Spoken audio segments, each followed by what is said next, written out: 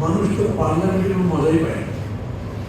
মজা একটা পেয়েছে, পার্লামেন্টের মধ্যে একজন বলেছেন তার মাইগ্রেন দরকার, আয়রনের দরকার, তারপরে আরো মাইক্রোওয়েভ ওভেন দরকার, পর্দা দরকার।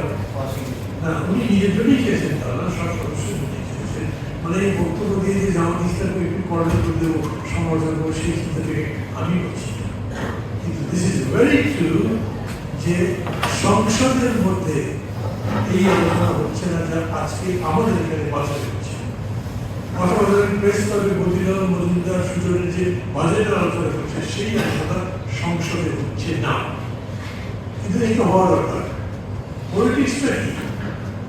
যে বিখ্যাত করতেছে, politics is the concentrated expression of economics. অর্থনীতির ঘনীভূত রূপ হচ্ছে রাজনীতি। আর অর্থনীতি কি? অর্থনীতি হচ্ছে এভরিডে বিজনেস সাপ্লাই। মানুষ প্রতিদিন যা করে, যা সামাপ করেন, সেটাই অর্থনীতি। একটা কৃষক তো তার ব্যবস্থা, তার সংসার চালায়, একটা গরিব মানুষ তার সংসার চালায়। অথবা ধরেন আমি যে এরকম করে যার কোনো ইনকাম নেই, একেবারে ভঙ্গ করে, সেও বিয়ে করে দেখে দুটো বাচ্চা আছে, সংসার চালায় না। অনেক সময় বউ বাচ্চা ফ্যামিলিকে পাঠিয়ে যায়, আমরা অনেক সময় একসাথে।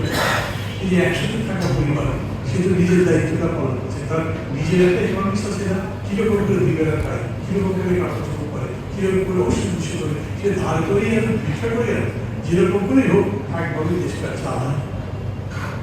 যদি অর্থনীতিকে আপনি মনে করেন যে দৈনন্দিন জীবনযাত্রার যে বিষয়টা, সেটি হচ্ছে অর্থনীতি, তাহলে বাজেট হল আমাদের সেই দৈনন্দিন জীবনযাত্রার এক বছরের যে হিসাব বিকাশ তারই একটা প্রতিফলন। আমরা সেটা করতে চাচ্ছি এবং আমরা মনে করছি যে সবথেকে ভালো অর্থনীতি বাজেট এইভাবে আলোচনা হতো।